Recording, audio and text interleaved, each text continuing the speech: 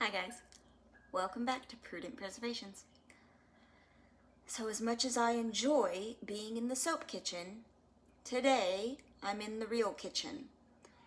And if you've seen the other video, I have a video on making fresh milled flour and sourdough bread bowls. And this is the broccoli and cheese soup that I put in those bread bowls. We are Prudent Preservations and we do all of the things canning, freeze drying, homesteading related sort of things. Now, here I have freeze dried onions, and my recipe calls for me to cut up an onion and, put it in some butter with some flour and make a roux. I hate to cut onions. So if I do a big job of it all in one day and I have a bunch of it and I can just freeze dry it, then it's right here ready to go. And so that is usually what I do. I have a bunch and then I only have one sad day instead of a bunch of sad days because I really hate to cut onions. So here they are, they're diced, they're ready to go, they've been cut, they've been freeze dried. And what I'm gonna really do is just put them in some water until they rehydrate, and then I'll add my butter. Keep one of these dry packs inside of my jar. Now, this is not a long-term storage sort of a thing. This is because this is just what I do. I use it very routinely. So this is just what I do to keep my pantry stocked. This is not a long-term storage thing. I have this on the top that's going to seal it. It's not going to seal it for forever. It's not canning. It's not sterilizing anything. It's just going to seal it so that it's nice and contained. You can hear the ping. So I'm going to just set this to the side because I'm done with it now. So my recipe calls for about 1/4 of an onion. I don't measure like that. I just put onions in the pot. I probably have more than 1/4 of an onion. Probably it's more like 1/2 of an onion. But it's going to be fine because we like onions. If you don't like onions, don't even put onions in it. The great thing about being in your own kitchen is you can do what you want. So do what you want. If you don't like the onions, nix the onions. We like a lot of onion, and so for me, 1/2 an onion is going to be fine. When those onions are soft, they've rehydrated, they've absorbed the water that I put in the pot, then I'm going to add some butter and some flour, and we'll make a roux for the soup so that the soup will thicken. Because then we're going to add some broccoli and some cheese, and it's going to be wonderful. So I have about 1/2 stick of butter here. That's what I anticipate using.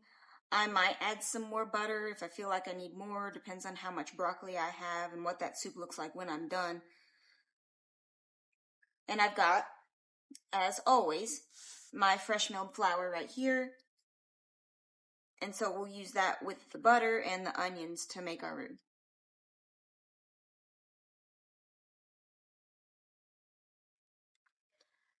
All I have is ham. And so that's going to be what it is. Usually I would use chicken for broccoli cheese soup, but ham's going to be fine. Might turn out better, maybe. Okay, so we're ready to add some flour, maybe 1/4 cup or 1/2 cup, depending on how much butter you're going to use.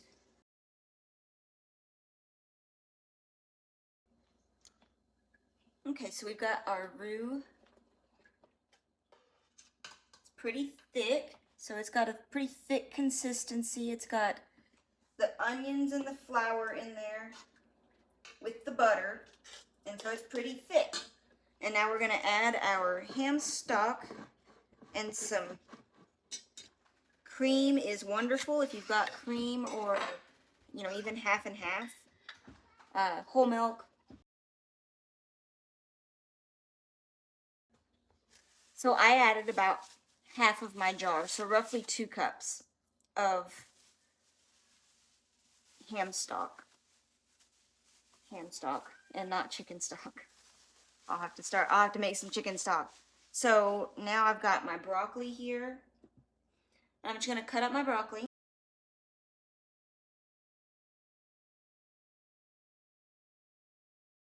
Add about 2 cups of whole milk in this instance because it's what I have on hand. If I had goat milk or cream, that's what I'd add.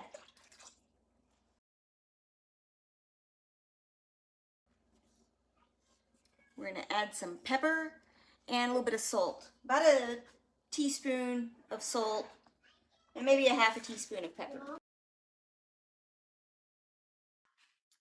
I also like to add about a teaspoon of nutmeg.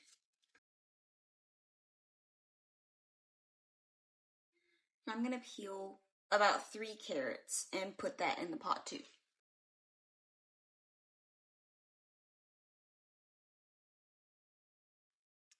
I'm going to go ahead and add the rest of my ham stock and probably a bit more milk. So the goal is, you guys can see,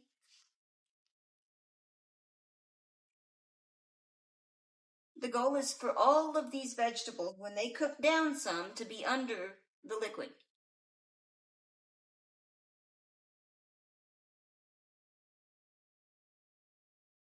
Now we're going to give it about 20 minutes to just cook. And that's going to let us know, how thick it is, and if we need to, add some more flour, or, maybe we need to even add a little bit of cornstarch to thicken it up. It's up to your taste. But right now, we're just going to let it cook down. And we're going to add a little bit of bacon, or maybe a lot of bacon. Okay. Our broccoli, bacon, carrot soup is just about ready for the cheese and to go into those bowls. We're going to add about a cup of cheese or more.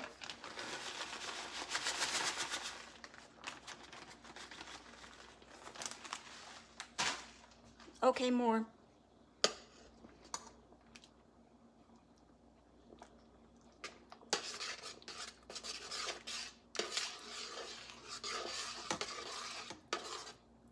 I will put the recipe in the comments or in the description, but the recipe is just a guideline. It's all of these ingredients with this kind of a soup. You can make them more or less based on your preference. So for my purposes today, I did about 3 crowns of broccoli, and then 3 large carrots, maybe about a half of an onion, and some, I would say about a teaspoon of salt, maybe a quarter teaspoon of pepper, probably a teaspoon, a half a teaspoon, maybe 3/4 of a teaspoon of nutmeg. I just like the flavor of nutmeg. I ended up using about 4 cups of ham stock, and I would say 3 cups of milk. And then the cheese at the end. And this looks wonderful. Delicious. Bread bowls, broccoli and cheese soup. Wonderful.